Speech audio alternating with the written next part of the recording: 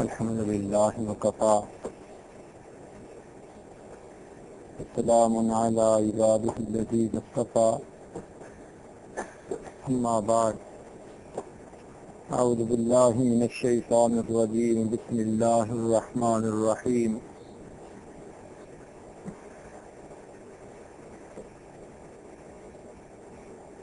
وذروا ظاهر الإثم وباطنه سبحان ربك رب العزة عما يصفون وسلام على المرسلين والحمد لله رب العالمين اللهم صل على سيدنا محمد وعلى آل سيدنا محمد وبارك وسلم اللهم صل على سيدنا محمد وعلى آل سيدنا محمد وبارك وسلم اللهم صل على سيدنا محمد وعلى آل سيدنا محمد وبارك وسلم وذروا ظاهر الإثم وباطنه چھوڑ دو وہ گناہ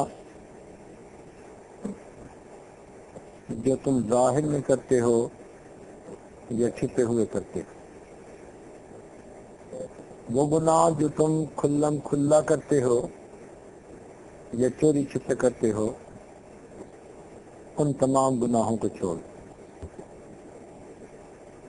گناہ کہتے ہیں اللہ رب العزت کے حکم کی نافرمانی کرنا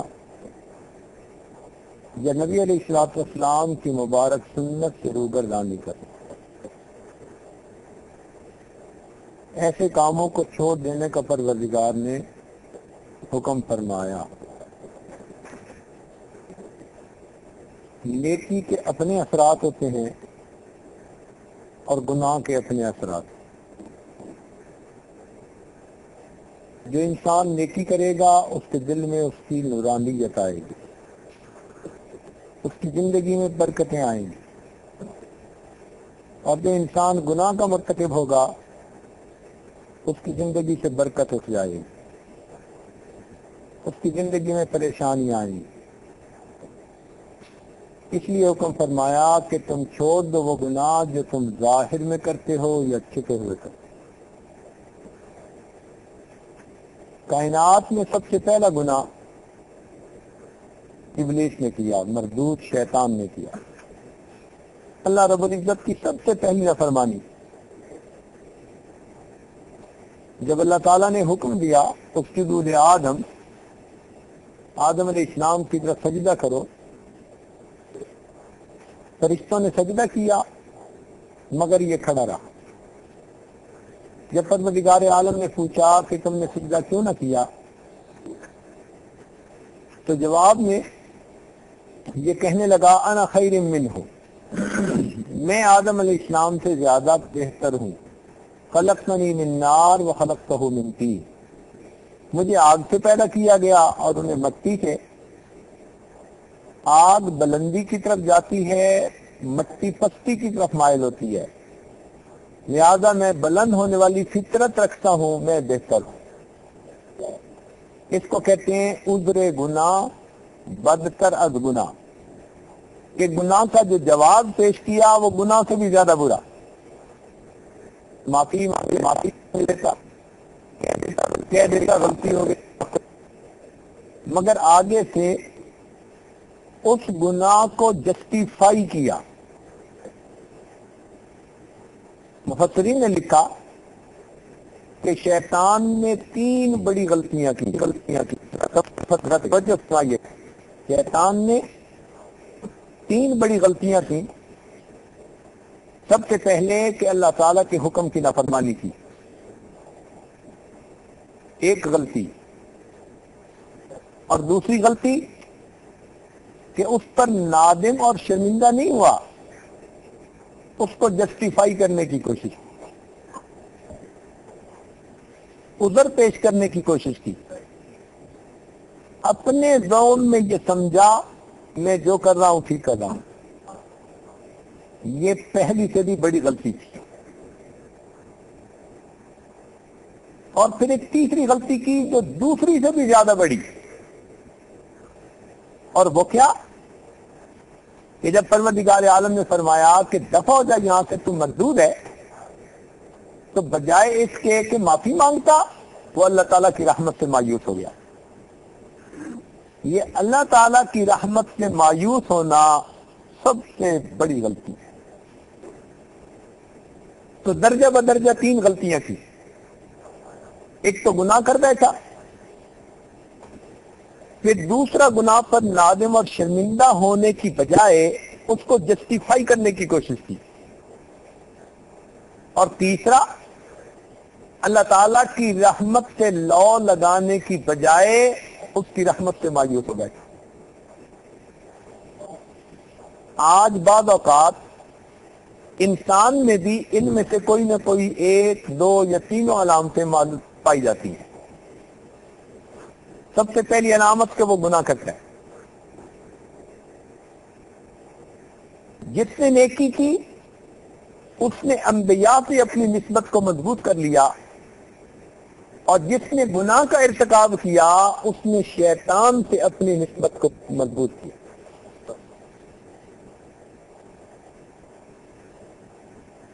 پھر گناہ کرنے کے بعد جو بندہ بھی گناہ پر نادم اور شرمندہ ہوا، اپنے آپ کو مجرم سمجھا، ملامت کی، مجھے نہیں کرنا چاہیے تھا، میں غلط کر بیٹھا، گویا اس نے انبیاء کے ساتھ اپنی نسبت کو پکا کر لیا۔ جیسے سیدنا آدم علیہ السلام سے جو ہے صاحب ہوا تو انہوں نے فوراً کہا ربنا ظلمنا انفسنا، گناہ کے اوپر ملامت اپنے آپ کو کی، ربنا ظلمنا انفسنا، اے پروردگار ہم نے اپنی جانوں پہ ظلم کیا، وَإِن لَمْ تَغْفِرْ لَنَا وَتَرْحَمْنَا لَنَكُونَنَّ مِنَ الْخَاسِرِينَ۔ دیکھیں غلطی ہوئی مگر فوراً ملامت کی، پروردگار عالم نے غلطی کو معاف فرما دیا۔ تو جس بندے نے گناہ کیا اور گناہ پر نادم ہوا، اس نے صلحاء کے شعار کو اپنا لیا، اور اگر نادم ہونے کی بجائے اپنی غلطی کے اوپر ڈٹ گیا، اس کو جسٹیفائی کرنے کی کوشش کی، اس کی آرگومنٹس ڈھونڈنے کی کوشش کی، میں حق پر ہوں، گویا اس نے دوسری تار بھی شیطان سے جوڑ لی۔ اب تیسری بات، غلطی بھی کر بیٹھا اور اپنے نفس کو ملامت بھی نہ کی، تو آخری درجہ ہے کہ اللہ رب العزت کی رحمت سے مایوس نہ ہو۔ کئی دفعہ انسان گناہوں کی کثرت کی وجہ سے مایوس بھی ہو بیٹھتا ہے۔ آپ نے سنا کئی مرتبہ کہتے ہیں تو جی اللہ تعالیٰ ہماری تو سنتا ہی نہیں۔ یہ بات انسان کب کرتا ہے؟ جب اللہ رب العزت کی رحمت سے مایوسی ہوتی ہے، اور جی ہماری تو سنتا ہی نہیں۔ کیوں نہیں سنتا؟ ان ربی لسمیع الدعاء، میرا پروردگار دعا کو سنتا ہے۔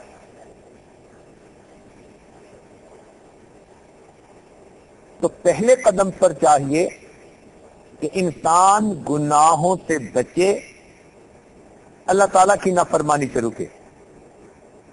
امام غزالی رحمۃ اللہ علیہ نے فرمایا کہ گناہ کی مثال بچھو کی مانند ہے، اسکارپین۔ چھوٹا گناہ چھوٹا بچھو اور بڑا گناہ بڑے بچھو کی مانند۔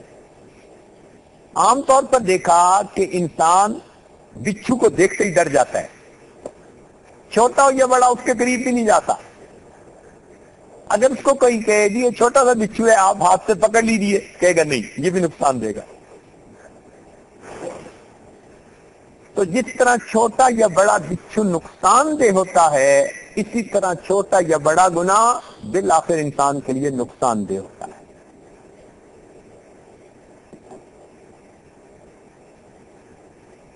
ابن قیم رحمۃ اللہ علیہ نے فرمایا، اے انسان یہ نہ دیکھنا کہ گناہ چھوٹا یا بڑا، بلکہ اس ذات کی عظمت کو دیکھنا کہ جس پروردگار کی تم نافرمانی کر رہے ہو۔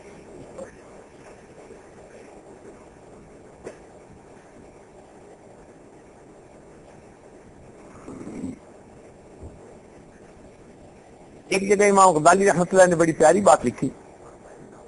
وہ فرماتے ہیں کہ علم معلومات زیادہ رکھنے کا نام نہیں ہے. علم زیادہ معلومات حاصل کر لینے کا نام نہیں کہ جو ٹاپک چھیڑ دو اسے زیادہ باتوں کا پتہ ہو, وہ کسی عنوان پر زیادہ گفتگو کر سکتا ہو, وہ لوگوں کو زیادہ باتیں سنا سکتا ہو, اس کا نام علم نہیں. بلکہ علم کہتے ہیں کسی انسان پر گناہوں کی مضرتوں کے زیادہ کھل جانے کو. جس انسان پر گناہوں کی مضرتیں جتنی کھل گئیں, فرماتے ہیں وہ اتنا بڑا عالم بن گیا, اس کو گناہوں کے نقصانات کا زیادہ پتہ ہے. آپ نے دیکھا ہوگا یہ ڈاکٹر لوگ, ان کو اگر کریمی چیزیں دی جائیں جن میں فیٹ ہو فلاں ہو تو یہ بڑا ریزرو رہنے کی کوشش کرتے ہیں. کیوں؟ یہ سمجھتے ہیں کہ ان چیزوں کے کھانے سے انسان کو نقصان کتنا ہوتا ہے. کوئی ایسی چیز استعمال نہیں کریں گے اس لیے کہ ان پر ان چیزوں کے نقصان زیادہ واضح ہوتے ہیں. ان کو پتہ ہوتا ہے کہاں کہاں جا کر یہ چیز نقصان دے گی. اسی طرح عالم اس شخص کو کہا جاتا ہے کہ جس پر گناہوں کے نقصانات زیادہ واضح ہو جاتے ہیں, تو وہ انسان پھر گناہوں سے بچنے کی کوشش کرتا ہے. ہر ایکٹ کا کوئی نہ کوئی ایفیکٹ ہوتا ہے. گناہوں کا اپنا ایفیکٹ ہے. یہ دونوں لازم و ملزوم چیزیں ہیں. جو انسان گناہوں سے نہیں بچ سکتا وہ ان کے اثرات سے نہیں بچ سکے گا. یہ کیسے ہو سکتا ہے کہ برف ہو مگر ٹھنڈی نہ ہو, آگ ہو جو گرم نہ ہو. آگ اور گرمی لازم و ملزوم, برف اور ٹھنڈک لازم و ملزوم. اسی طرح گناہ اور اس کے اثرات یہ لازم و ملزوم ہوتے ہیں.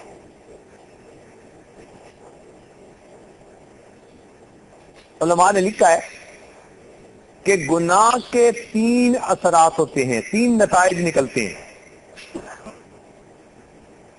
گناہوں کی وجہ سے انسان کے اوپر پریشانی آتی ہے. 3 طریقے سے اللہ تعالیٰ گناہوں کی سزا دیتے ہیں. یا تو انسان گناہ سے توبہ کر لے اسی وقت, پھر تو اللہ تعالیٰ کی طرف سے معافی مل جائے گی.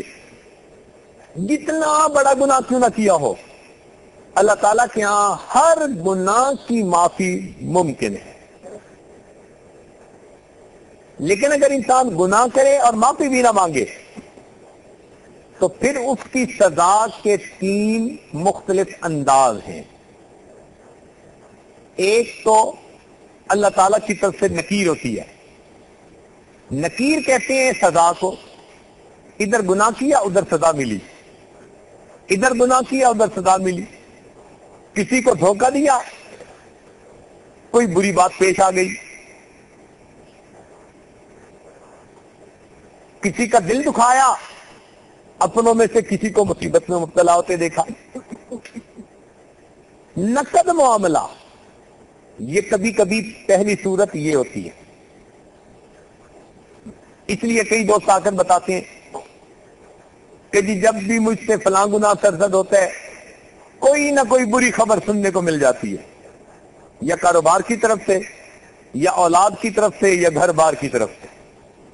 کوئی نہ کوئی الٹی خبر میں ضرور سن بیٹھتا ہوں. یہ نکیر ہے, نقد معاملہ.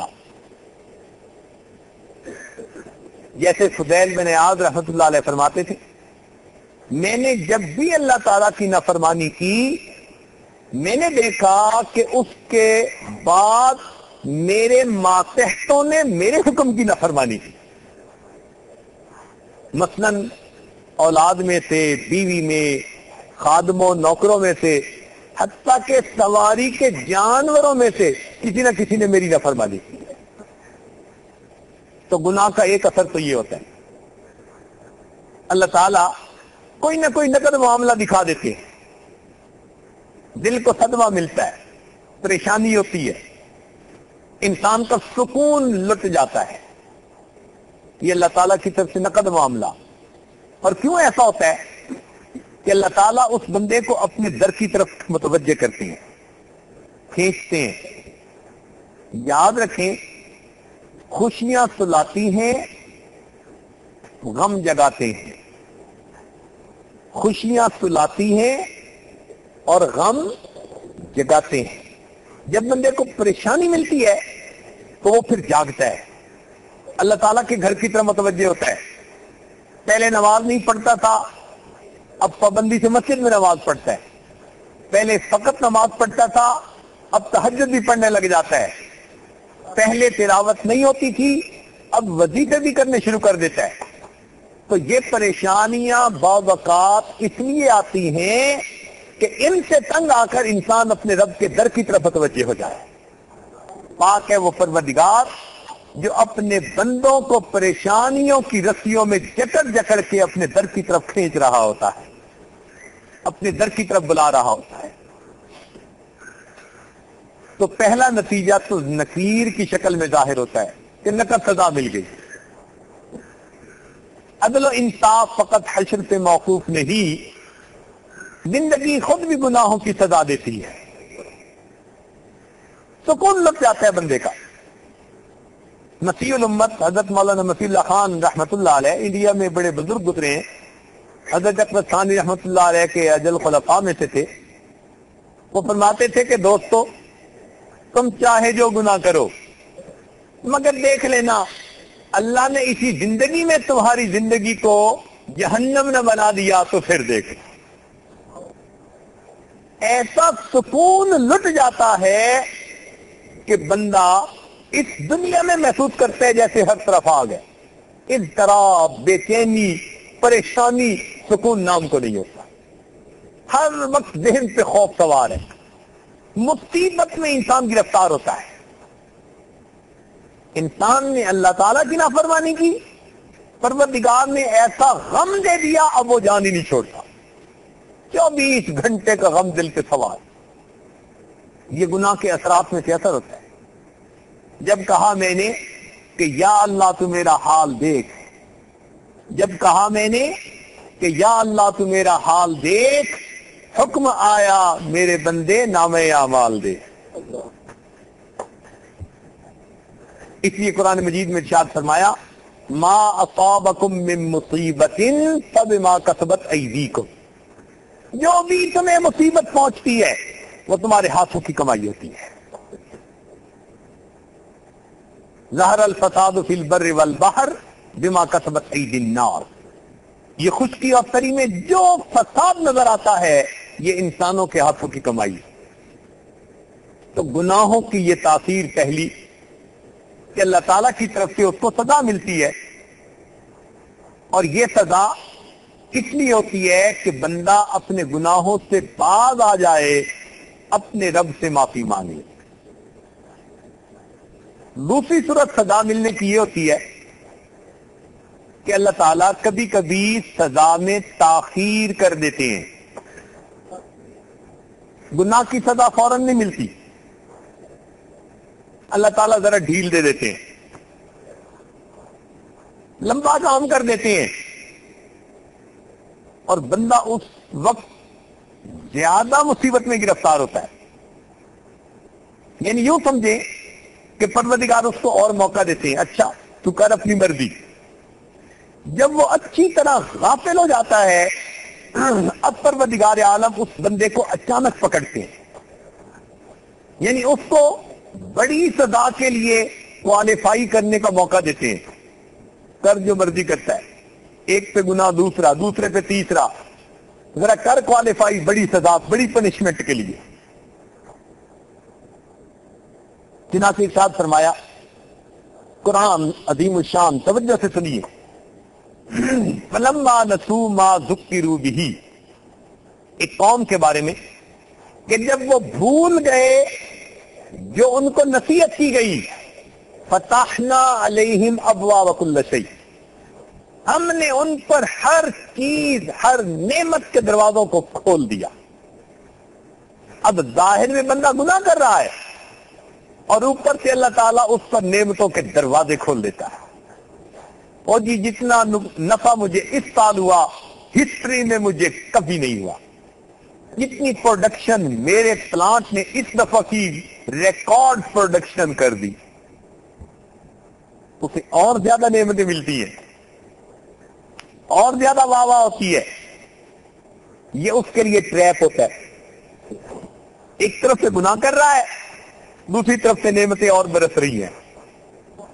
اللہ تعالیٰ دنیا کے کام سیدھے کر دیتے ہیں. یہ اس کے لیے ٹریپ. وہ سمجھتے ہیں کہ میں اب بالکل ٹھیک فیصلے کر رہا ہوں. نتیجہ کیا ہوتا ہے؟ وہ مست ہو جاتے ہیں اپنی اس کیفیت پر.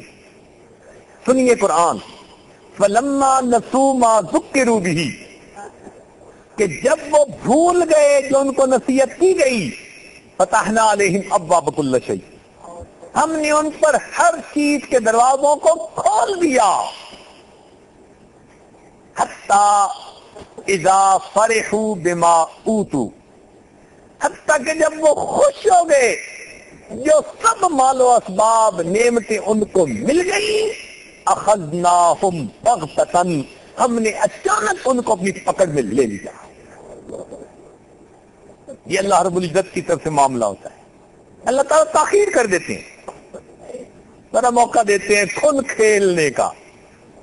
اچھا نافرمانی کرتے ہو, اچھا کر لو, دیکھو پھر ہم بھی تمہارے ساتھ کیا کرتے ہیں.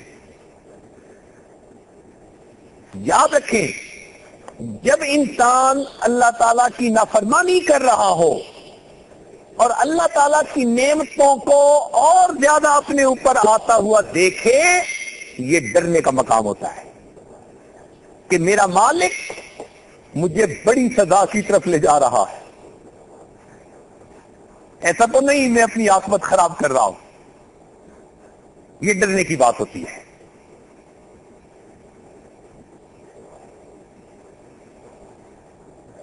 اور کئی مرتبہ سزا میں تاخیر اس لیے ہوتی ہے کہ اللہ تعالی کسی خاص موقع پر اس کو سزا دیتے ہیں تاکہ اس کو تکلیف ایجاد ہو.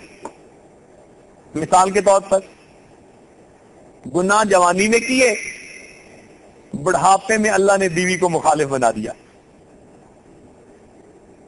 گناہ جوانی کے مگر توبہ نہ کی تو بڑھاپے میں بیوی کو خاوند کا مخالف کر دیا اور اولاد ماں کے ساتھ ہے. مصیبت میں پڑ گیا, سکون لٹ گیا, پریشانی بڑھ گئی, بڑھاپا خراب ہوا, انجام برا. تو سزا میں تاخیر ہوتی ہے. اس لیے کئی گناہوں کی سزا کئی سال بعد جا کر ملتی ہے اگر اس نے اس سے توبہ نہ کی ہوئی ہو. چنانچہ ایک صاحب آئے, بیعت کے بعد ان کی زندگی بدل گئی تھی. کہنے لگے حضرت اپنی طرف سے کوئی گناہ نہیں کرتا, پتہ نہیں یہ پریشانی یہ پریشانی یہ پریشانی. تو بلا کر پوچھا کہ بھئی یہ بتاؤ کہ جتنے بھی گناہ زندگی میں کیے سب سے توبہ کر لی؟ کہنے لگے نہیں, بہت سارے گناہ ایسے ہیں ان سے توبہ نہیں کی. تو بھئی جن سے گناہوں سے توبہ نہیں کی وہ اکاؤنٹ میں تو لکھے ہوئے ہیں نا, اب ان کے تو اثرات ہونے ہیں. یہ کہاں لکھا ہوا ہے کہ 10 سال گناہوں کو گزر جائیں تو وہ آؤٹ آف ڈیٹ ہو جاتا ہے, اس کی سزا معاف ہو جاتی ہے؟ نہیں, گناہ تو لکھا ہے انعام اعمال میں, اس کی بے برکتی ہوگی, اس کی سزا ہوگی جب تک کہ انسان گناہ سے توبہ نہیں کر لیتا. چنانچہ حضرت جنید بغدادی رحمۃ اللہ علیہ کے ایک شاگرد تھا, اس نے کسی نامحرم کے چہرے کو دیکھا, ناجائز چہرے کو دیکھا اور کوئی بات کی تو حضرت نے فرمایا کہ لگتا ہے کہ تم نے بری خواہش سے اسے دیکھا تو توبہ کرو. اس نے اسے ہلکا سمجھا, کہنے لگا نہیں یہ تو کوئی ایسی بات نہیں, میں نے تو ویسے ہی دیکھا تھا. توبہ نہ کی. نتیجہ کیا نکلا کہ اس گناہ کا اثر یہ ہوا 20 سال کے بعد بالآخر قرآن پاک کا حفظ بھول گیا, قرآن پاک کی نعمت سے محروم 20 سال کے بعد. تو گناہ کی کبھی کبھی سزا ملنے میں تاخیر ہوتی ہے. اس لیے انسان پہلی صورت نقد سزا اور دوسری صورت سزا میں ذرا تاخیر کر دیتے ہیں، رسی دراز کر دیتے ہیں، اور کبھی کبھی گناہ کی تیسری صورت ہوتی ہے، اور تیسری صورت کیا؟ اس کو کہتے ہیں اللہ رب العزت کی خفیہ تدبیر۔ وہ کیا ہے بھائی اللہ تعالیٰ کی خفیہ تدبیر؟ وہ تدبیر یہ کہ اللہ تعالیٰ اس کو سزا دیتے ہیں، بندہ اس کو سزا سمجھتا ہی نہیں، احساس نہیں ہوتا کہ یہ کیا معاملہ میرے ساتھ ہو رہا ہے۔ یہ اللہ تعالیٰ کی طرف سے خفیہ تدبیر ہوتی ہے۔ مثال کے طور پر گناہ کیا، اللہ تعالیٰ نے تہجد سے محروم کر دیا، اب وہ اس کو سزا ہی نہیں سمجھ رہا، یہ اللہ تعالیٰ کی طرف سے خفیہ تدبیر ہے۔ بندہ سمجھتا ہے کہ میں تہجد نہیں پڑھ رہا، یہ سوچ کا ایک انداز ہے، اور یہ بھی تو سوچ کا ایک انداز ہے نا کہ تہجد کا وقت اللہ رب العزت کے مقبول بندوں کے جاگنے کا وقت ہے۔ اللہ رب العزت اس وقت میری شکل دیکھنا بھی پسند نہیں فرماتے۔ حدیث پاک میں آتا ہے کہ رات میں اللہ تعالیٰ بعض فرشتوں کو بلا کر ان کو کہتے ہیں جاؤ زمین پر، یہ وقت میرے مقبول بندوں کے جاگنے کا وقت ہے، اس وقت فلاں فلاں کے سر کھڑے ہو کر پہرا دو، ان کو تھپکی دے کے سلاؤ کہ یہ وہ اس وقت جاگ نہ سکے، میرے مقبول بندوں کے اٹھنے وقت میں میں ان کو اٹھتا دیکھنا ہی نہیں چاہتا، ان کو سویا رہنے دو۔ تو ہو سکتا ہے ہم سمجھتے ہیں جی ہم تہجد نہیں پڑھتے، کیا پتا کہ ادھر سے تھپکیاں دے کے سلا دیا جاتا ہو، سوئے رہو مت سو، میں نہیں چاہتا تم مجھ سے مانگو، میں تمہاری شکل اس وقت نہیں دیکھنا چاہتا۔ تو یہ سوچ کا اپنا اپنا انداز ہے۔ تو کبھی کبھی انسان کو سزا تو ملتی ہے مگر خفیہ تدبیر، اس کو پتہ ہی نہیں چلتا کہ سزا ہے یا نہیں۔ چنانچہ کئی لوگ درود شریف پڑھنے سے محروم، عالم ہیں، خود کہتے ہیں جی کہ ایک سال گزر گیا ہمیں یاد نہیں ہم نے پابندی سے 100 دفعہ درود شریف صبح و شام پڑھا، استغفار سے محروم، پابندی سے تلاوت قرآن سے محروم، تکبیر اولیٰ سے محروم، ان کو انسان سزا ہی نہیں سمجھتا، حالانکہ وہ کتنی بڑی نعمتوں سے محروم ہو رہا ہوتا ہے۔ چنانچہ بنی اسرائیل کا ایک عالم تھا، وہ کسی گناہ میں ملوث ہو گیا، اب پتہ تو اس کو تھا کہ گناہ کی بے برکتی ہوتی ہے، کرتا بھی تھا مگر دل ہی دل میں گھبراتا بھی تھا کہ کیا بنے۔ کافی عرصہ گزر گیا گناہ کرتے کرتے، اس نے اپنے ارد گرد میں نظر دوڑائی تو اس کو ساری نعمتیں ہو بہو ویسی نظر آئی، واہ واہ بھی ہے، شہرت بھی ہے، مال و دولت کی بہتات بھی ہے، آسانیاں بھی ہیں، سہولتیں بھی ہیں، ہر نعمت میسر ہے۔ تو ایک دفعہ وہ دعا مانگنے لگا اور دعا مانگتے ہوئے کہنے لگا اللہ تو کتنا کریم ہے کہ میں باوجود اس کے کہ گناہ کر رہا ہوں تو اپنی نعمتیں مجھ پر سلامت رکھے ہوئے ہے۔ سید الخاطر میں ابن جوزی رحمۃ اللہ علیہ نے یہ واقعہ لکھا ہے، فرماتے ہیں کہ اس بندے نے یہ دعا کی کہ اللہ تو کتنا کریم ہے، میں گناہ کر رہا ہوں اور تو نے اپنی نعمتیں مجھ کو سلامت رکھی ہوئی ہے، نعمتیں ہی نہیں چھین رہا، نعمتیں واپس نہیں لے رہا، نعمتوں سے محروم ہی نہیں کر رہا۔ تو جب اس نے یہ دعا مانگی تو پروردگار نے اس کے دل میں بات ڈالی، میرے بندے تو نعمت سے محروم ہوا ہے مگر تجھے اس کا احساس نہیں ہے، تو نعمت سے محروم ہوا ہے گناہ کی وجہ سے مگر تجھے اس نعمت کا احساس نہیں۔ تو وہ حیران ہو کر کہنے لگا اللہ کون سی نعمت ہے جس سے میں محروم ہوں؟ پروردگار نے فرمایا کہ جس دن سے تم نے گناہ کیا اس دن سے ہم نے تمہیں مناجات کی لذت سے محروم کر دیا۔ اب اس نے سوچا تو اسے احساس ہوا کہ واقعی جب سے اس نے گناہ کا ارتکاب شروع کیا تھا اس وقت سے دعاؤں میں رونا اللہ تعالیٰ نے اس سے چھین لیا تھا. اب ہم اسے سزا ہی نہیں سمجھتے. تو بعض اوقات نکیر نقد اس کے اوپر سزا پریشانی مصیبت، اور بعض اوقات سزا میں تاخیر تاکہ اچھی طرح پکڑ سکیں اس کو. اور تیسری بات کہ کبھی کبھی اللہ تعالیٰ کی طرف سے خفیہ تدبیر ہوتی ہے. ان تین صورتوں میں سے کسی نہ کسی صورت میں انسان کو گناہ کی سزا ضرور ملتی ہے.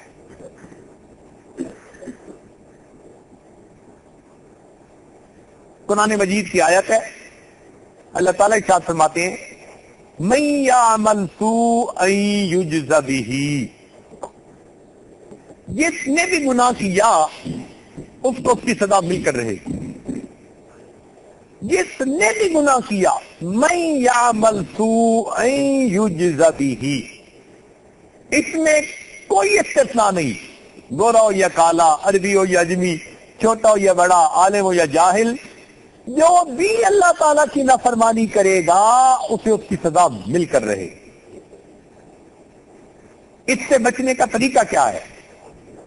نمبر 1 کہ گناہ سے بچے، اور اگر ہو جائے تو جب تک رو رو کر اللہ تعالیٰ کو منا نہ لے تب تک چین سے نہ بیٹھے،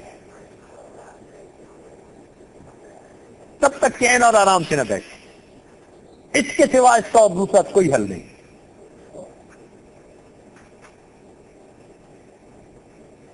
ہمارے مشائخ نے لکھا ہے کہ اللہ رب العزت 3 معاملات میں بندے کی بھرپور مدد فرماتے ہیں. 3 معاملات میں بندے کی بھرپور مدد فرماتے ہیں. مثال کے طور پر ایک آدمی اگر مسجد بنانے کی نیت کر لے، وسائل ہوں یا نہ ہو، یہ عمل اللہ تعالیٰ کو اتنا پسند ہے کہ اس کی نیک نیتی کے سبب اللہ تعالیٰ بالآخر یہ نیک کام کرنے کی توفیق عطا فرما دیتے ہیں مسجد بنانے میں. دوسری بات، اگر انسان نے بیٹی کا فرض ادا کرنا ہے، وسائل نہیں، اور وہ حالات کی وجہ سے بیٹی کی تاریخ بھی طے کر دیتا ہے، تو علماء نے لکھا کہ یہ عمل، یہ فریضہ ادا کرنا اللہ تعالیٰ کو اتنا پسند ہے کہ اللہ تعالیٰ اس کو کبھی بے عزت نہیں ہونے دیتے. بالآخر موقع پر عزتوں کے ساتھ وہ بچی اپنے گھر کو رخصت ہو جاتی ہے. اس میں اللہ تعالیٰ کی یہ مدد ہے. اور تیسری بات، جب کوئی بندہ گناہ چھوڑنے کا دل میں عہد کر لیتا ہے، عزمن جازمن، پکا ارادہ، فرم کمٹمنٹ کر لیتا ہے، میں نے آج کے بعد گناہ نہیں کرنا، اب اس ارادے کو اللہ تعالیٰ اتنا پسند کرتے ہیں کہ اس گناہ سے بچنے میں اس بندے کی بھرپور مدد فرما دیتے ہیں.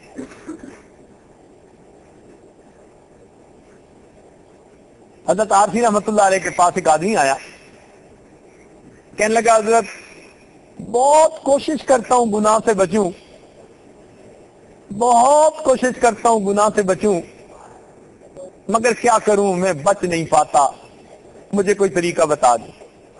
انہوں نے فرمایا کہ بھائی یہی بات جو میرے سامنے کر رہے ہو نا، یہی ہر روز تہجد کے وقت میں اللہ کے سامنے کہہ دیا کرو. جو بات میرے سامنے کہہ رہے ہو بہو یہی بات اللہ کے سامنے کہہ دیا کرو. اے اللہ، گناہ سے بچنا چاہتا ہوں، بچ نہیں پا رہا، اللہ مجھے گناہ سے تو بچا لے. اپنے آپ کو اللہ کے حضور پیش کرو. فرمانے لگے اس کا فائدہ کیا ہوگا؟ اول تو اللہ تعالیٰ گناہوں سے اسی دنیا میں بچا دیں گے، اور اگر بندہ کسی وجہ سے گناہ سے نہ بھی بچا اور قیامت کے دن اللہ تعالیٰ نے پوچھ لیا میرے بندے گناہ کیوں کرتے تھے، تو بندہ یہ تو کہے گا کہ اللہ کرتا تو تھا نفس کی خباثت کی وجہ سے، مگر یہ بھی تو کہتا تھا مالک میں بچ نہیں سکتا تو بچا لے۔ تو جب یوں کہے گا کہ اللہ میں اپنے آپ کو آپ کے حوالے کرتا تھا، اللہ تعالیٰ اس عمل کے صدقے اس کی کوتاہیوں کو معاف فرمائے۔ تو انسان اگر گناہوں سے نہیں بچ سکتا، اپنے آپ کو پروردگار کے حوالے کرے کہ رب کریم میرے حال پر رحم فرما دیجئے اور مجھے گناہ سے بچا دیجئے۔ وما ابرئ نفسی ان النفس لامارۃ بالسوء الا ما رحم ربی۔ تو ہم گناہوں سے نہیں بچ سکتے جب تک کہ اللہ تعالیٰ کا رحم نہ ہو ہم پر۔ تو جب انسان اپنے آپ کو اللہ کے حوالے کرتا ہے، اللہ تعالیٰ پھر اس کو گناہوں سے محفوظ فرما لیتا ہے۔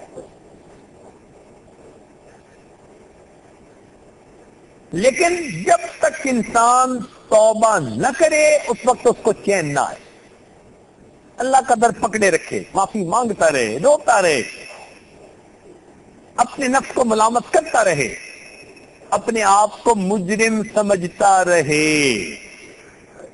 ایک بڑی مصیبت یہ ہے کہ بندہ گناہ بھی کرتا ہے اور پھر اس کی لاجک بھی پیش کرتا ہے۔ اور جی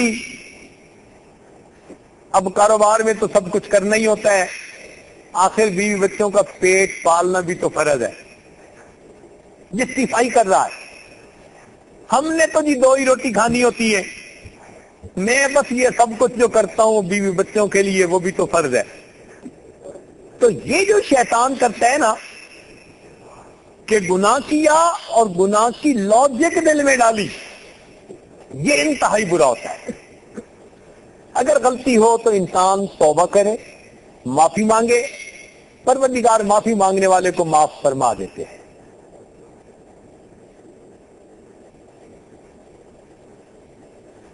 توبہ کرنے والے کی توبہ کو قبول فرما لیتے ہیں۔ تو 3 باتوں میں اللہ رب العزت کی بھرپور مدد ہوتی ہے۔ یاد رکھیں کہ جب انسان کے دل سے گناہوں کی سیاہی جم جاتی ہے اور دل سیاہ ہوتا ہے تو اس کی 3 نشانیاں ہیں۔ ذرا دل کے کانوں سے سن لیجئے گا کہ جب انسان کے دل پر گناہوں کی ظلمت چھا جاتی ہے تو اس کی 3 علامتیں ہوتی ہیں۔ سب سے پہلی علامت کہ اس بندے کے دل سے گناہ کی جھجک ختم کر دی جاتی ہے۔ یہ پہلی علامت ہے، اس بندے کے دل سے گناہ کی جھجک ختم کر دی جاتی ہے۔ یعنی پہلے غیر محرم کی طرف دیکھتے ہوئے گھبراتا تھا، اب وہ گھبراہٹ ختم۔ پہلے جھوٹ بولتے ہوئے جھجکتا تھا، اب جھجک ختم۔ پہلے غیبت کرتے ہوئے جھجکتا تھا، اب مزے سے غیبت کر لیتا ہے۔ پہلے کسی کا دل دکھاتے ہوئے جھجکتا تھا، اب مزے سے دکھاتا ہے۔ گناہ کی جھجک بندے کے دل سے اٹھا لی جاتی ہے۔ ہوتی تو جھجک ہی ہے نا، اسی کو حیا کہتے ہیں۔ حدیث پاک میں فرمایا اذا فاتک الحیا اعمل ما شئت، جب حیا تو اس سے رخصت ہو جائے پھر جو چاہے مرضی کرتا تھا۔ تو سب سے پہلی علامت کہ گناہ کی جھجک دل سے ختم کر دی جاتی ہے، یہ دل سے ظلمت کی پہلی علامت ہوتی ہے۔ پہلے کھاتے ہوئے دیکھتا تھا کہ اس میں سب کچھ حلال ہے یا نہیں، اب جو ملتا ہے لذت دینے کے لیے کھا لیتے ہیں، حرام حلال کی پرواہی نہیں۔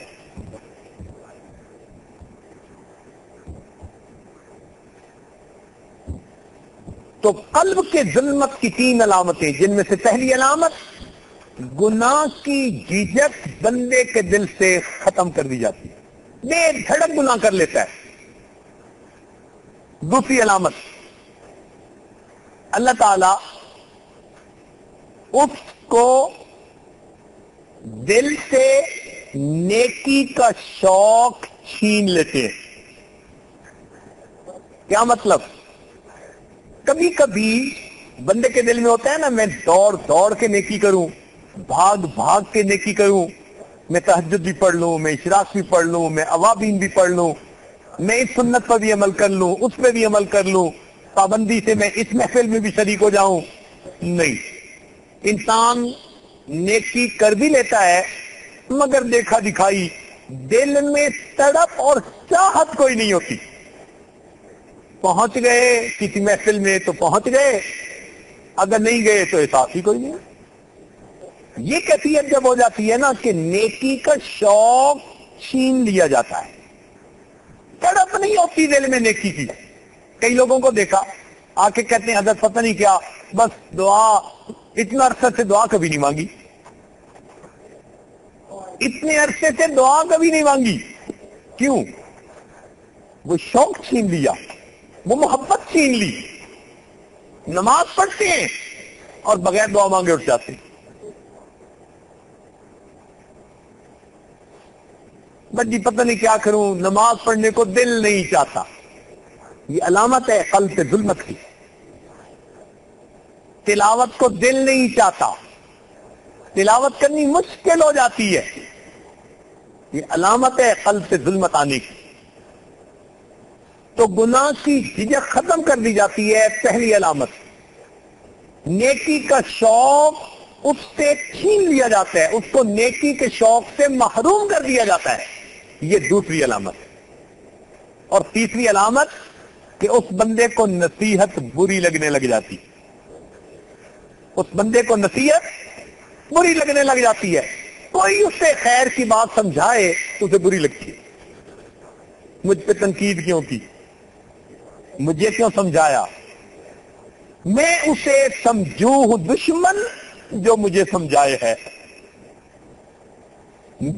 میں اسے سمجھوں ہوں دشمن جو مجھے سمجھائے. مثلا اس کو والد نے سمجھائی بات کہ بیٹا ایسے نہیں ایسے کرنا چاہیے. اب بجائے اس کے کہ بیٹا نصیحت کو قبول کرے، اس تو میں لگ جائے گا ابو کو بات پہنچائی کس نے، بہن نے بتائی، امی نے بتائی، بھائی نے بتائی کس نے، اور جو بتائے گا اس کا مخالف بن جائے گا، اس کے پیچھے پڑ جائے گا. تم نے بات پہنچائی کیوں؟ یہ نہیں کہ کہے کہ ہاں مجھے سمجھایا گیا اور میں گناہ کر رہا ہوں، میں غلطی کر رہا ہوں تو مجھے اس غلطی کو چھوڑنا ہے. نہیں، وہ کہے گا کہ یہ میری بات کہی کیوں. استاد نے بات سمجھائی، اب وہ کہے گا اچھا استاد تک یہ بات پہنچائی کس نے. نصیحت بری لگتی ہے، یہ نہیں دیکھتا کہ مجھے جو بات کہی جا رہی ہے وہ اصول کی بات ہے، سچی بات ہے، بات پہنچائی کس نے. گناہ چھوڑنے کی بجائے زیادہ اس کا وقت اس میں لگتا ہے کہ میری بات میرے بڑوں تک نہ پہنچے. یہ گناہ، یہ دل پہ ظلمت آنے کی تیسری علامت ہوتی. اب ممکن کوشش کرتا ہے کہ کوئی بھی آدمی میری بات ایسے بندے تک نہ پہنچائے جو بندہ میری اصلاح کرتا ہے. بیوی کوئی خرابی کرتی ہے، اب اس کی کوشش یہ ہوگی میرے خاوند کو پتہ نہ چلنے پائے. بات یہ نہیں کہ بھائی اگر کسی نے خاوند کو کوئی بات پہنچائی اور خاوند نے سمجھایا تو میں باز آ جاؤں. نہیں، باز آنے کی طرف دھیان نہیں جاتا، اس طرف دھیان جاتے ہیں یہ بات پہنچائی کس نے. اور کئی مرتبہ انسان کا حال یہ ہوتا ہے کہ اس کا شیخ اسے بات سمجھائے تو بندہ یہ پوچھتا ہے کہ حضرت کو بات بتائی کس نے. بھائی تعلق کس لیے تھا ہی اس لیے کہ اصلاح اور تربیت ہو. یہ دیکھو کہ جو بات سمجھائی جا رہی ہے وہ فائدے کی ہے یا نہیں ہے. اگر فائدے کی ہے تو قبول کر لو اور اسے اللہ کا احسان سمجھو. یہ تو ایسے ہی ہوا کہ جیسے زخم میں پیپ بھری ہے اور پھر بندہ کہے کہ ڈاکٹر کو یہ بتایا کس نے کہ میرے زخم میں پیپ ہے، تو بھائی زخم ٹھیک کیسے ہوگا. تو نصیحت کی بات بری لگنے لگ جاتی ہے. یہ قلب پہ ظلمت آنے کی تیسری دلیل ہوتی ہے. اور ہمارے حضرات کا کیا حال تھا کہ ان کو اگر کوئی ان کا بھائی یا ان کا ساتھی یا کوئی آدمی کوئی اچھی نصیحت کرتا تو وہ بجائے غصے ہونے کے الٹا اس کو اپنا محسن سمجھا کرتے تھے، محسن سمجھتے تھے۔ چنانچہ حضرت عمر رضی اللہ عنہ کا قول ہے کہ جو شخص ہمارے پاس ہماری عیبوں کا تحفہ لے کر آئے گا، میں اس شخص کے لیے مغفرت کی دعائیں کروں گا۔ جو شخص میرے پاس میرے عیوب کا تحفہ لائے گا، میں اس کے لیے مغفرت کی دعائیں کروں گا۔ ہمارے اکابر کا یہ حال۔ چنانچہ حضرت خواجہ ابن مالک صدیقی رحمۃ اللہ علیہ کا واقعہ ہے، توجہ سے سنیے۔ یہ وہ وقت تھا جب حضرت کو اللہ نے قبولیت عامہ عطا کر دی تھی، امام العلماء والصلحاء کا ان کو رتبہ ملا تھا۔ بڑے بڑے مشائخ الحدیث اور مفتی حضرات ان سے بیعت تھے اور ان کے حلقہ ارادت میں پیوست ہو چکے تھے۔ اس وقت اللہ تعالیٰ نے ان پر فتوحات کے بھی دروازے کھول دیے۔ چنانچہ ہر سال حضرت حج پر جاتے، بقول حضرت مرشد عالم رحمۃ اللہ علیہ کے ایک وقت میں 4 اور 5 جگہ سے ان کو حج کی دعوتیں ملتی۔ حضرت میری طرف سے دعوت کر لیجئے، میری طرف سے کر لیجئے، میری طرف سے کر لیجئے، اور حضرت استخارہ کے بعد ان میں سے کسی ایک کی طرف سے دعوت قبول کیا کرتے تھے۔ اور یہی حال ہمارے حضرت مرشد عالم رحمۃ اللہ علیہ کا تھا۔ ہر سال حج کرتے تھے اور ہر سال ان کے پاس 5-6 جگہ سے دعوتیں آتی۔ کئی مرتبہ ایسا ہوا حضرت نے ساجد کو بلایا، فرمایا دیکھو ادھر سے بھی دعوت ہے، ادھر سے بھی، ادھر سے بھی، استخارہ کر کے مجھے بتاؤ میں کہاں کی دعوت کو قبول کر لوں۔ الحمدللہ یہ عاجز استخارہ کر کے عرض کرتا کہ حضرت آپ ادھر سے حج کے لیے تشریف لے جائیں، حضرت وہ حج قبول کر لیتے، باقیوں کو کہتے کہ آئندہ انشاءاللہ تمہاری طرف سے کریں گے، تو اللہ تعالیٰ راستے کھول دیتے۔ تو ان پر حج کے راستے اللہ نے کھول دیے تھے، دنیا ان کے قدموں میں آ گئی تھی، خوب ریل پیل ہو گئی تھی دنیا کی۔ تو اللہ تعالیٰ کی شان، اللہ نے ان کو اس وقت دین بھی دیا تھا اور دنیا بھی دی تھی، اور جدھر جاتے تھے لوگ ان کے قدموں میں آ جاتے تھے، ان کے حلقہ ارادت میں شامل ہو جاتے تھے۔ اب ایسے وقت میں بعض پیر بھائی حضرات وہ ان کے بارے میں فکر مند ہو جاتے، کسی کا کام بہت زیادہ چل پڑتا ہے تو پھر ساتھ والے کئی مرتبہ پریشان ہو جاتے ہیں، ان سے اتنا کام کیوں ہو رہا ہے؟ وہ سمجھتے ہیں بس یہ اپنی گروپ بندی کر رہے ہیں، ان کو یہ نہیں احساس ہوتا کہ اللہ اس سے دین کا کام لے رہے ہیں۔ تو بہرحال ایک ایسے ہی ان کے پیر بھائی تھے، ان کے شہر سے حضرت خواجہ صاحب کا ایک مرید حضرت کو ملنے کے لیے آیا۔ جب وہ آیا تو وہ ان بزرگوں کو بھی ملا چونکہ اسی مسجد میں تھے، اور ان کو بتایا اس نے کہ میں نے کل حضرت کو ملنے جانا ہے۔ تو جب اس نے یہ بتایا تو وہ صاحب کہنے لگے کہ اپنے پیر کو جا کے کہہ دینا، اپنے پیر کو جا کے کہہ دینا کہ دنیا اور آخرت دو بہنیں ایک نکاح میں جمع نہیں ہو سکتی، اگر دنیا آئے گی تو دین رخصت ہو جائے۔ بس انہوں نے یہ بات کر دی۔ اب وہ مرید اس نے سن تو لی بات، حضرت کے پاس آیا، آ کے ملا، حضرت نے پوچھا بھئی کیا حال ہے، کیا معاملات ہیں، کرتے کرتے ان بزرگوں کے بارے میں پوچھا، بھئی ان سے بھی ملاقات ہوئی، کبھی خیریت سے ہیں وہ میرے بھائی؟ جی ہاں وہ بالکل ٹھیک ہے، کب ملاقات ہوئی تھی؟ کل ہوئی تھی۔ چپ ہو گیا۔ اب اللہ والے جو ہوتے ہیں نا یہ دلوں کے جاسوس ہوتے ہیں، دلوں کی باتیں ان کے اوپر ٹرانسفارم ہوتی ہیں، انڈیوس ہو جاتی ہیں، پتہ چل جاتا ہے۔ حضرت کو پتہ چل گیا کہ یہ بات کچھ بتانے سے جھجک رہا ہے۔ حضرت نے اسے قریب بلایا اور کہا کہ دیکھو جو بات انہوں نے کہی من و ان صاف صاف، تم پابند ہو کہ میرے سامنے وہ بات کر دو۔ اب جب حضرت نے گھیر لیا تو اسے بتانی پڑی. وہ کہنے لگا جی حضرت جب میں آنے لگا انہوں نے یہ الفاظ کہے اپنے پیر کو جا کے کہہ دینا دنیا اور آخرت سوکنے ان تجمعوا بین الاختین، دو بہنیں ہیں ایک نکاح میں جمع نہیں ہوتی، تم دنیا سے نکاح کرو گے تو آخرت روٹ جائے گی. مقصد کیا تھا کہ یہ جو آپ کے اوپر مال دولت کی ریل پیل ہے کہیں ایسا تو نہیں کہ اب دین آپ سے رخصت ہو جائے. بس اس نے یہ بات کرنی تھی کہ حضرت صدیق رحمت اللہ نے سر جھکایا اور آنکھوں سے آنسو ٹپ ٹپ گرنے لگے، ٹپ ٹپ گرنے لگے. بہت دیر تک روتے رہے، بہت دیر تک روتے رہے، اتنا روئے کہ اس مرید کو احساس جرم ہونے لگا کہ میں نہ ہی یہ بات بتاتا تو اچھا تھا. جب خوب جی بھر کر روئے تو اس وقت حضرت نے سر اٹھایا اور کہا الحمدللہ ابھی بھی ایسے لوگ دنیا میں موجود ہیں جو ہماری اصلاح کے لیے فکر مند رہتے ہیں. یہ الفاظ کہے الحمدللہ ابھی بھی ایسے لوگ دنیا میں موجود ہیں جو ہماری اصلاح کے لیے فکر مند رہتے ہیں.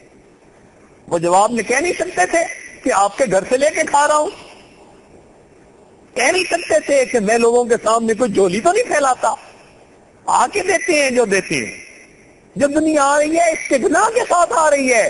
مگر نہیں، کوئی بات نہیں تھی، کوئی بات نہیں تھی. یہ بے نفسی ہوتی ہے.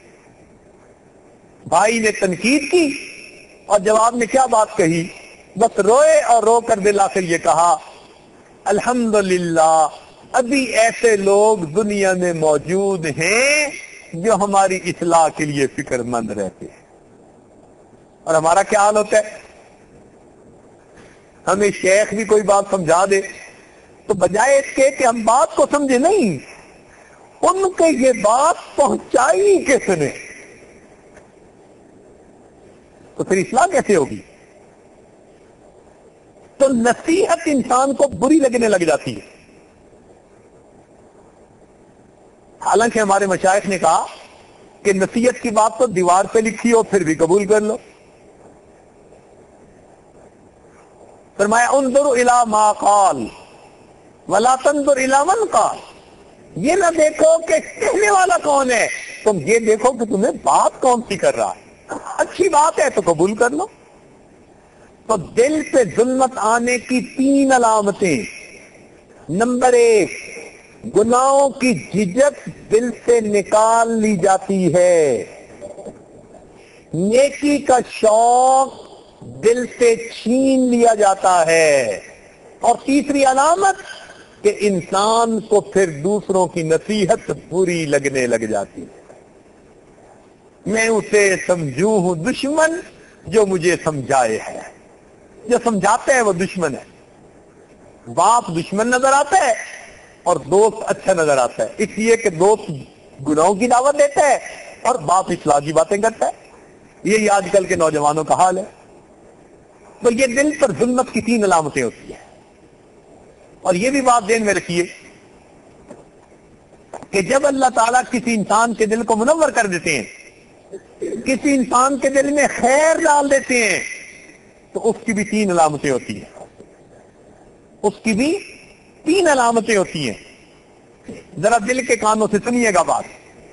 سب سے پہلی علامت، جب دل میں نور آتا ہے تو اس کی پہلی علامت اللہ تعالیٰ اس بندے کی خلوتوں کی عبادتوں کو صلحاء کا نور بنا کر اس کے چہرے پر سجا دیتے. چہرے پہ نور آ جاتا ہے.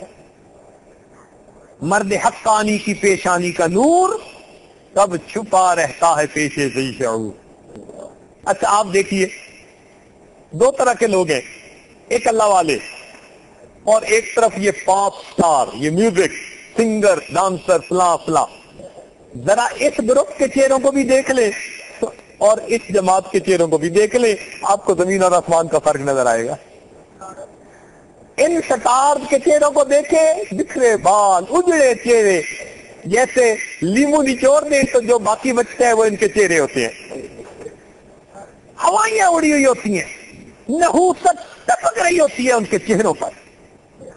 اور ایک طرف اللہ والوں کے چہرے، ان پر شگفتگی ہوتی ہے، تازگی ہوتی ہے، سکون ہوتا ہے، اطمینان ہوتا ہے. یہ کیا نعمت ہے؟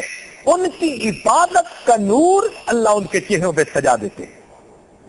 چنانچہ حضرت کشمیری رحمت اللہ علیہ، انور شاہ کشمیری رحمت اللہ علیہ کی وجہ سے کچھ ہندو مسلمان ہو گئے، تو دوسروں نے کہا کہ آپ مسلمان بن گئے، تو انہوں نے حضرت کشمیری رحمت اللہ کی طرف اشارہ کر کے کہا کہ اس چہرے کو دیکھو، یہ چہرہ کسی جھوٹے انسان کا چہرہ نظر نہیں آتا، یہ چہرہ کسی جھوٹے انسان کا چہرہ نظر نہیں آتا. عبداللہ ابن سلام رضی اللہ تعالیٰ عنہ عیسائی تھے، سوال پوچھنے آئے تھے، اسلام قبول کر لیا. ان سے جب لوگوں نے پوچھا کہ ہم نے بھیجا کس لیے تھا، مسلمان بن گئے، تو انہوں نے بھی نبی اسلام کے بارے میں فرمایا کہ وہ چہرہ مجھے کسی کذاب کا چہرہ نظر نہیں آیا. تو چہرے پہ نور ہوتا ہے. اس لیے فرمایا اللہ والے وہ ہوتے ہیں اللہ دینا اذا رؤوا ذکر اللہ، جب تم انہیں دیکھو تمہیں اللہ یاد آ جائے. مرد حقانی کی پیشانی کا نور کب چھپا رہتا ہے پیشے ذیشن. تو اللہ تعالیٰ چہرے پہ نور عطا فرما دیتے. پہلی بات. اور دوسری بات، اللہ تعالیٰ ان کو دل میں سرور عطا فرما دیتا ہے، سرور عطا فرما دیتا ہے. ان کو ایک بند کمرے میں بٹھا دو، مست ہوں گے، مزے میں ہوں گے. عام لوگوں کے لیے تھوڑی دیر خاموش بیٹھنا مصیبت، اور یہ گھنٹوں خاموش بیٹھے تو بھی ان کے لیے آرام ہوتا ہے. وجہ کیا؟ یہ اپنے باطن میں اپنے اللہ کے ساتھ مشغول ہوتے ہیں. جائیے کس واسطے اے درد میں خانے کے بیچ، جائیے کس واسطے اے درد میں خانے کے بیچ، کچھ عجب مستی ہے اپنے دل کے پیمانے کے بیچ. اس دل کے پیمانے میں اللہ عجیب مستی عطا کر دیتے ہیں. تو چہرے پہ نور ہوتا ہے اور دل میں سرور ہوتا ہے. اور تیسری علامت کہ اللہ تعالی ان کے کاموں میں ان کا وکیل بن جاتا ہے، بلکہ نعم المولا و نعم النصیر بن جاتا ہے. اللہ تعالیٰ ان کے دنیا کے کاموں کو خود سنوارتا ہے، ان کے کام بنتے چلے جاتے ہیں. اللہ کی مدد ایسی ہوتی ہے، خود بخود حالات سنورتے چلے جاتے ہیں. جس کام کا ارادہ کرتے ہیں پروردگار اس کام کے حالات سنوار دیتا ہے. اللہ تعالیٰ کی پشت پناہی ہوتی ہے. اللہ تعالیٰ ان کو دنیا کے معاملات میں الجھاتے نہیں ہیں. دیکھیں، ایک ہوتے ہیں عام ٹانگے میں استعمال والے گھوڑے، وہ ہزاروں میں بکتے ہیں، 25,000 اور 30,000 کا گھوڑا. ایک ہوتے ہیں تیز رفتاری کی دوڑ میں حصہ لے کر ریکارڈ بنانے والے گھوڑے، وہ گھوڑے لاکھوں میں بکتے ہیں. 5 لاکھ کا گھوڑا، 7 لاکھ کا گھوڑا، یہ بھی گھوڑا ہے، وہ بھی گھوڑا ہے. اس کی قیمت ہزاروں میں اور اس کی قیمت لاکھوں میں. ان کو لوگ ایئر کنڈیشن جگہوں میں رکھتے ہیں، بڑا ان کا خیال رکھا جاتا ہے، ان کے نسب کا خیال رکھتے ہیں، ان کا نسب لکھا جاتا ہے کہ فلاں گھوڑے کا یہ بچہ جو اتنا تیز بھاگنے والا تھا. اب ایسے لاکھوں کے قیمتی گھوڑے کو کبھی اس کا مالک گدا گاڑی میں استعمال نہیں کرتا. آپ نے کبھی نہیں دیکھا ہوگا کہ جی یہ فلاں مقابلے میں تیز رفتاری میں فرسٹ آنے والا گھوڑا، اچھا جی اسے گدے گاڑی میں باندھ دو. گدے گاڑی میں کوئی نہیں باندھے گا. اس کا مالک کہے گا یہ میرا دوڑنے بھاگنے والا گھوڑا ہے، میں اسے گدے گاڑی میں کیسے استعمال کروں، میرا دل نہیں چاہتا. بالکل اسی طرح اللہ کی یاد کرنے والے، دین کا کام کرنے والے علماء صلحاء اللہ رب العزت کے بھاگتے گھوڑے کی مانند ہوتے ہیں. اللہ تعالیٰ ان کو دنیا کی گدا گاڑی میں باندھنا پسند ہی نہیں کرواتے. کہتے ہیں میں ان کو ان کاموں میں کیسے الجھاؤں. اللہ ان کے کاموں کو الجھنے نہیں دیتے، سنوارتے رہتے ہیں. اسی حدیث پاک میں آیا، توجہ فرمائیے، اے بندے ایک میری مرضی ہے ایک تیری مرضی ہے. اے بندے، ایک میری مرضی ہے، ایک تیری مرضی ہے. اگر تو چاہے کہ وہ پورا ہو جو تیری مرضی ہے تو میں تجھے تھکا بھی دوں گا اور تیری مرضی بھی پوری نہیں ہونے دوں گا. اے میرے بندے، ایک تیری مرضی ہے، ایک میری مرضی ہے. اگر تو چاہے کہ وہ پورا ہو جو تیری مرضی ہے تو میرے بندے میں تجھے تھکا بھی دوں گا اور تیری مرضی کو بھی پورا نہیں ہونے دوں گا. اور اگر تو چاہے کہ وہ پورا ہو جو میری مرضی ہے تو اے بندے میں تیرے دنیا کے کاموں کو سنوار دوں گا اور تیری مرضی کو بھی پورا کر دوں گا. تو تین علامتیں کہ پروردگار عالم چہرے پہ نور عطا فرما دیتے ہیں، دل میں سرور عطا فرما دیتے ہیں اور دنیا کے معاملات کو اللہ تعالیٰ خود ہی سنوار. الحمدللہ وحدہ نصر عبدہ وہدم الاحزاب وحدہ. نبی علیہ السلام نے یہی دعا مانگی تھی نا. تو یہ تین علامتیں ہوتی ہیں انسان کو کہ دل جب منور ہو جاتا ہے.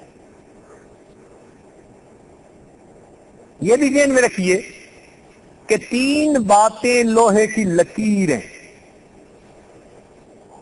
تین باتیں لوہے کی لکیر ہیں. یہ آج اپنی بات کو مکمل کرنا چاہتے ہیں، وقت کافی ہو چکا. تین باتیں لوہے کی لکیر ہیں. پہلی بات، جو انسان جتنا زیادہ اللہ تعالی سے محبت کرے گا اللہ کی مخلوق اسی قدر اس سے محبت کرے گی. پکی بات لکھ لی. جو انسان جس قدر اللہ رب العزت سے محبت کرے گا اللہ تعالیٰ کی مخلوق اسی قدر اس سے محبت کرے گی. یہ لوگ اللہ والوں سے کیوں محبت کرتے ہیں؟ کوئی زر خرید غلام تو نہیں ہوتے، ان کی ماں نے ان کو آزاد جنا ہے. کیوں اتنی محبت کرتے ہیں؟ ان کے دل میں اللہ تعالیٰ کی محبت ہوتی ہے، اللہ تعالیٰ ان کی محبت لوگوں کے دلوں میں ڈال دے. لوگ دیوانے پروانے بن جاتے ہیں، کیا چھوٹا کیا بڑا ہر بندہ محبت کر رہا ہوتا ہے. چنانچہ ایک مرتبہ ایک انگریز اجمیر شریف گیا تو حضرت خواجہ اجمیری رحمت اللہ علیہ کے مسجد دیکھی، مقبرہ دیکھا، لوگوں کا حال دیکھا. تو واپس آیا تو کسی نے اس سے پوچھا کہ تم نے وہاں کیا دیکھا؟ کہنے لگا میں نے زندگی میں پہلی دفعہ دیکھا کہ مرا ہوا بندہ قبر میں پڑا لوگوں کے دلوں کے اوپر حکومت اور راج کر رہا تھا. قبر میں پڑا بندہ لوگوں کے دلوں کے اوپر راج کرتے ہوئے میں نے دیکھا. محبت اللہ دل میں ڈال دیتے. اپنے باپ کے بارے میں تو گالی سن کے آ جائے گا، کوئی شیخ عبد القادر جیلانی رحمۃ اللہ کی شان میں گستاخی کر کے تو دکھائے، برداشت نہیں کر سکے گا. کیوں؟ باپ سے بڑھ کے بھی ان سے محبت. تو جو انسان جتنا اللہ تعالیٰ سے محبت کرے گا اللہ تعالیٰ کی مخلوق اسی قدر اس سے محبت کرے گی. نمبر 1. نمبر 2، جو انسان جتنا اللہ تعالیٰ کی عبادت کرے گا اللہ تعالیٰ کی مخلوق اسی قدر اس کی خدمت کرے گی. جتنا اللہ کی عبادت میں مشغول رہے گا اللہ تعالیٰ کی مخلوق کسی قدر اس کی خدمت میں مشغول رہے گا. لوگ خدمت کرنے میں اپنے آپ کو پیش کرتے ہیں. یہ کیا ہوتا ہے؟ یہ اللہ کی یاد میں مشغول ہے، اللہ تعالیٰ نے ان کو خادم عطا فرمائی. مشہور واقعہ ہے کہ ہارون رشید ایک مرتبہ اپنے محل کی چھت اوپر کے بالائی خانے پہ کھڑا مسجد کو دیکھ رہا تھا. امام ابو یوسف رحمۃ اللہ علیہ مسجد میں داخل ہونے لگے. 2 بچے پیچھے تھے طالب علم، وہ بھاگے کہ حضرت کے جوتے اٹھائیں. اللہ تعالیٰ کی شان، ایک نے ایک جوتا اٹھایا دوسرے نے دوسرا. تو انہوں نے عقل مندی کا ثبوت دیا کہ رومال بچھایا، ایک نے بھی جوتا اندر رکھ دیا دوسرے نے بھی، ایک نے ایک طرف سے رومال اٹھا لیا، دوسرے دوسری طرف سے، اور دونوں حضرت کے جوتے لے کر مسجد میں داخل ہوئے تو ہارون رشید نے ٹھنڈی سانس لی۔ زبیدہ خاتون نے پوچھا بادشاہ سلامت کیا ہوا، ٹھنڈی سانس لی ہے؟ فرمان لگے ہاں، یوں تو دنیا ہمیں بادشاہ کہتی ہے، ہمارے جوتے اٹھانے کے لیے بھلا کون جھگڑتا ہے۔ یوں تو دنیا ہمیں بادشاہ کہتی ہے، لیکن ہمارے جوتے اٹھانے کے لیے بھلا کون جھگڑتا ہے۔ تو اللہ والوں کے جوتے اٹھانے کے لیے لوگ جھگڑتے ہیں، کیوں؟ یہ اللہ کی عبادت میں مشغول، اللہ تعالیٰ لوگوں کو ان کی خدمت میں مشغول ہے۔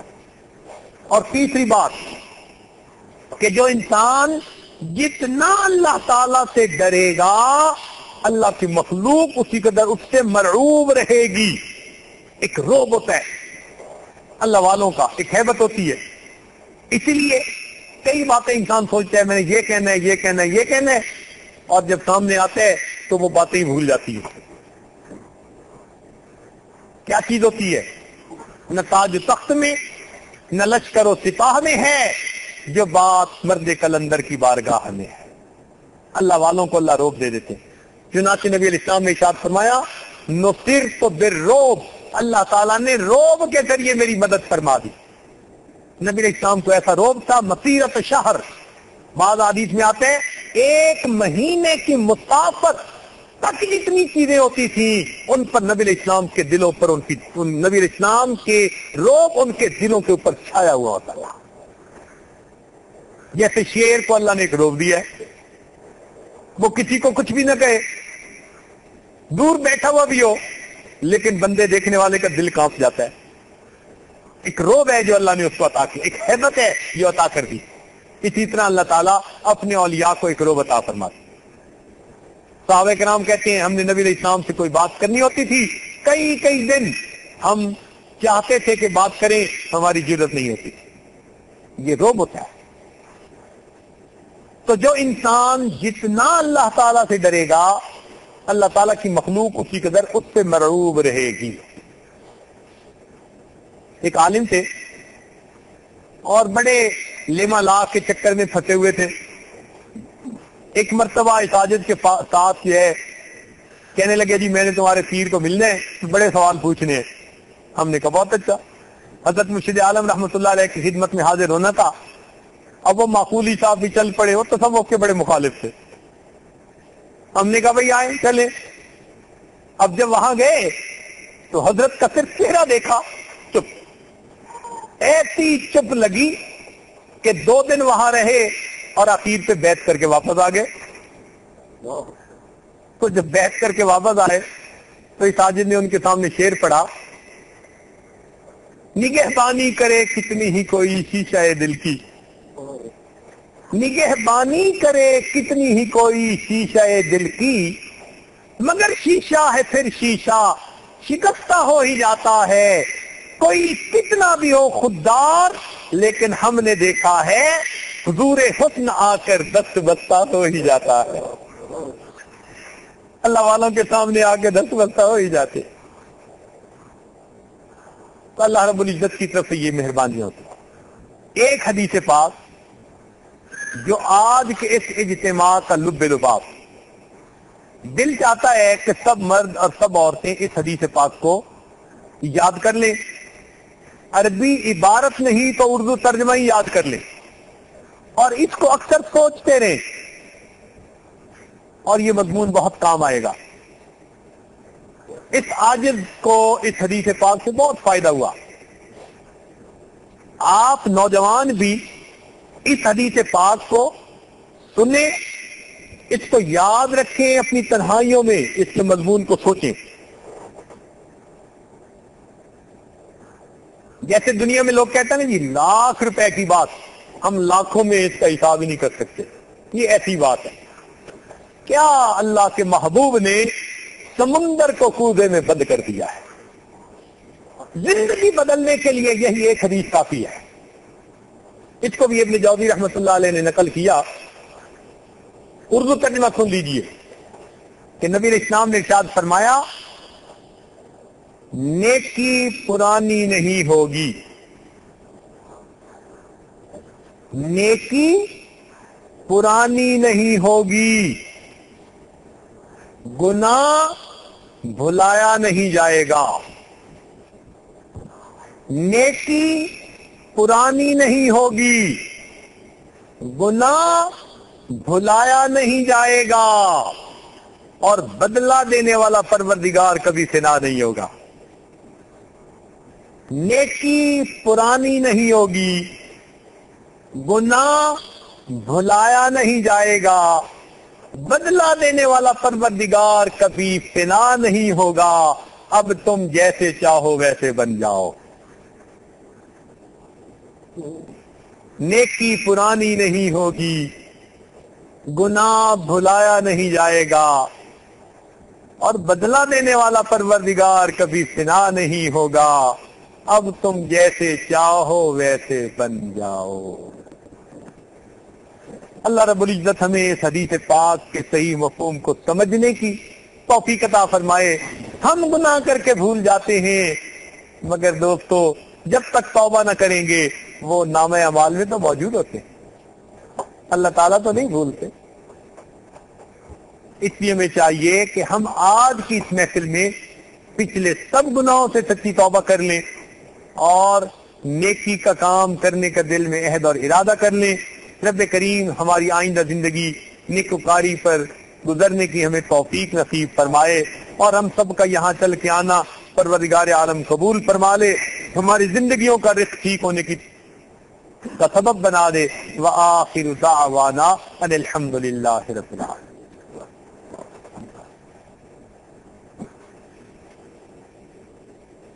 سبحان ربي العلى الوهاب اللهم صل على سيدنا محمد وعلى آل سيدنا محمد وبارك وسلم. ربنا ظلمنا أنفسنا وإن لم تغفر لنا وترحمنا لنكونن من الخاسرين. ربنا ظلمنا أنفسنا وإن لم تغفر لنا وترحمنا لنكونن من الخاسرين. ربنا ظلمنا أنفسنا وَإِن لَّمْ تَغْفِرْ لَنَا وَتَرْحَمْنَا لَنَكُونَنَّ مِنَ الْخَاسِرِينَ. اے پروردگار، ہم آپ کے آج مسکین بندے ہیں، ہمارے گناہوں کو معاف فرما، ہماری خطاؤں سے درگزر فرما، ہمارے عیبوں کی پردہ پوشی فرما۔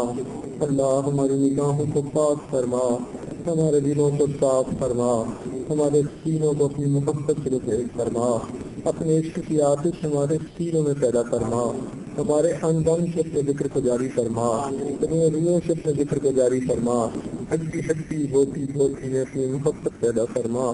اللہ ہم نے جو گناہ دن میں کیے انہیں معاف فرما، جو راتوں میں کیے معاف فرما، جو محفل میں کیے معاف فرما، جو تنہائیوں میں کیے معاف فرما۔ اللہ جو گناہ ہمیں یاد ہے وہ بھی معاف فرما، اور جو ہم کر کے بھول گئے وہ گناہ بھی معاف فرما۔ اے اللہ ہمارے ساتھ درگزر کا معاملہ فرما، ہمیں برے دن سے محفوظ فرما، بری رات سے محفوظ فرما، برے کاموں سے محفوظ فرما، برے انجام سے محفوظ فرما، ہدایت ملنے کے بعد گمراہی سے محفوظ فرما، عزتیں ملنے کے بعد ذلت سے محفوظ فرما، اپنے قرب کے بعد دوری سے محفوظ فرما۔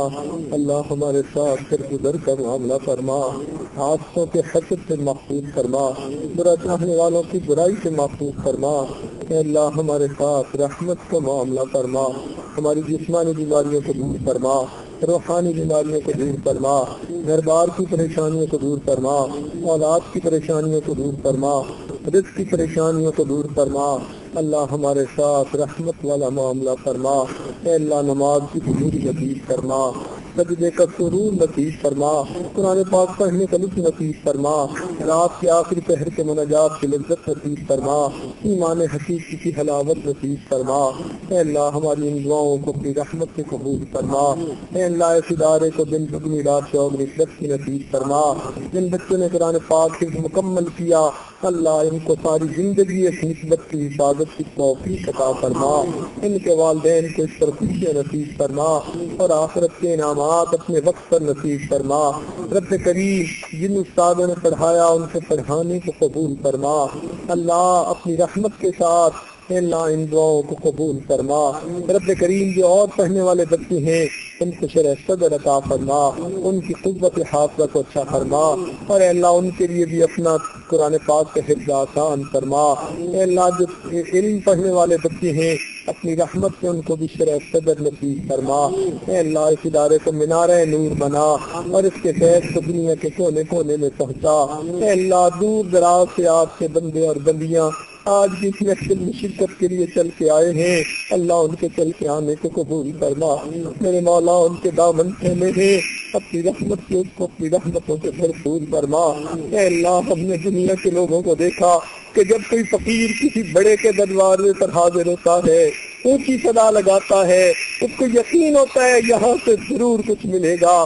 اللہ یہ آپ کے بندے آپ کے در پر دامن پھیلائے بیٹھے ہیں، اللہ ان کی پریشانیاں دور کر دیجیے، اے اللہ ان کی امیدوں کو پورا فرما دیجیے، اللہ رحمت کا معاملہ فرمائیے، چل کے آنا قبول کر لیجیے، رب کریم رحمت کا معاملہ فرمائیے۔ اے اللہ در در کے دھکے کھانے سے محفوظ فرما، مخلوق کے سامنے کی ذلت رسوائی سے محفوظ فرما، جگ ہنسائی سے محفوظ فرما، اللہ اپنی رحمت کا سایہ نصیب فرما، رب کریم کرم کا معاملہ فرما۔ اے اللہ ہماری اصلاح فرما، ہمیں تزکیہ نفس عطا فرما، تزکیہ قلب نصیب فرما، رب کریم ہماری ان دعاؤں کو اپنی رحمت سے قبول فرما۔ اے اللہ بچہ پریشان ہوتا ہے، ماں باپ کی طرف دوڑتا ہے، بندے پریشان ہوتے ہیں، پروردگار کی طرف لوٹتے ہیں۔ اے بے کسوں کے دستگیر، اے ٹوٹے دلوں کو تسلی دینے والے، اے خالی جھولیوں کو پھیر دینے والے، اے گناہگاروں کے گناہوں پہ رحمت کی چادر ڈال دینے والے، ہمارے ساتھ ہی کرم کا معاملہ فرما۔ اے اللہ ہمیں گناہوں کی سزا سے محفوظ فرما، اے اللہ گناہوں کی سزا سے پہلے ہماری اے اللہ ان دعاؤں کو قبول فرما اور ہمارے گناہوں کو معاف فرما، ہمیں نیکوکاری کی زندگی نصیب فرما۔ اے اللہ ہم گناہ سے بچنا چاہتے ہیں مگر نفس اور شیطان دشمن ہیں، وہ ہمیں گناہ کی طرف کھینچ لیتے ہیں، اے اللہ آپ ہمیں نیکی کی طرف کھینچ لیجیے۔ اے اللہ ہمارے اصل دوست آپ ہی ہیں، ہمارے آقا آپ ہی ہیں، ہمارے اے اللہ والی وارث آپ ہی ہیں۔ پروردگار ہمیں گناہوں کی دلدل میں پھنسنے سے بچا لیجیے، گناہوں کی ذلت سے بچا لیجیے اور طاعت کی عزت عطا فرما دیجیے۔ رب کریم ہم اپنے آپ کو کمزور جانتے ہوئے آپ کے اپنے آپ کو آپ کے حوالے کرتے ہیں، اے اللہ ہمارا ہاتھ پکڑ لیجیے، تھام لیجیے، ہمارے سر پر اپنی رحمت کا سایہ عطا فرما دیجیے۔ اے اللہ شیطان ہمیں دیکھتا ہے، ہم اسے نہیں دیکھ سکتے، ہر وقت یہ ہمارا دشمن ہے، اللہ اب آپ ہی ہمیں اس سے بچا لیجیے، اللہ کرم کا معاملہ فرمائیے۔ اے اللہ اس محفل میں ہم آپ کی محبت کی تلاش میں حاضر ہوئے ہیں، ہمارے سینوں کو اپنی محبت سے بھر دیجیے۔ اے اللہ مخلوق کی محبت دل سے نکال دیجیے اور اپنی محبت دل میں بھر دیجیے، اللہ شریعت کی عظمت عطا فرما دیجیے۔ اے اللہ ہمیں حرام سے بچنے کی توفیق عطا فرمائیے، حلال پر ہمیں اے اللہ اطمینان عطا فرما دیجیے، رب کریم کرم کا معاملہ فرما دیجیے۔ اے اللہ ہمارے ساتھ رحمت کا معاملہ فرمائیے، ہر وقت کے خوف کو دل سے نکال دیجیے، ہر وقت کی بے چینی کو دل سے نکال دیجیے، پرسکون زندگی عطا فرمائیے۔ اے اللہ دھکے کھانے سے بچا لیجیے، اے اللہ پریشان حالی سے بچا لیجیے، امتحانوں سے بچا لیجیے۔ اے مالک ہم آزمائش کے قابل نہیں ہیں، اللہ ہم سے تو آپ کی دھوپ کی گرمی برداشت نہیں ہوتی، جہنم کی گرمی بھلا کیسے برداشت ہوگی؟ اللہ ہمیں جہنم کی گرمی سے بچا لیجیے، روز قیامت کی گرمی سے بچا لیجیے، اللہ ہمیں اپنے پسندیدہ بندوں میں شامل فرما دیجیے۔ اے اللہ اس محفل میں کتنے نوجوان ہیں اپنے گناہوں سے سچی توبہ کر رہے ہیں، اللہ ان کی توبہ قبول فرما لیجیے۔ اے اللہ اگر آپ نے ان کو اپنے دربار سے دھتکار دیا، شیطان اچک لے گا، نفس بہکا دے گا، جوانیاں ضائع جائیں گی، رب کریم رحمت کا معاملہ فرمائیے۔ اللہ ہمیں اپنے در سے دھکے نہ دیجیے، ہمیں اپنے در سے پیچھے نہ ہٹائیے، حالات کے حوالے نہ کیجیے، نفس و شیطان کے حوالے نہ کیجیے، اللہ اپنی رحمت کے ساتھ سایہ عطا کر دیجیے، کرم کا معاملہ فرما دیجیے۔ اے اللہ اس محفل میں کتنے سفید بالوں والے ہیں جو اپنے بال سفید کر بیٹھے۔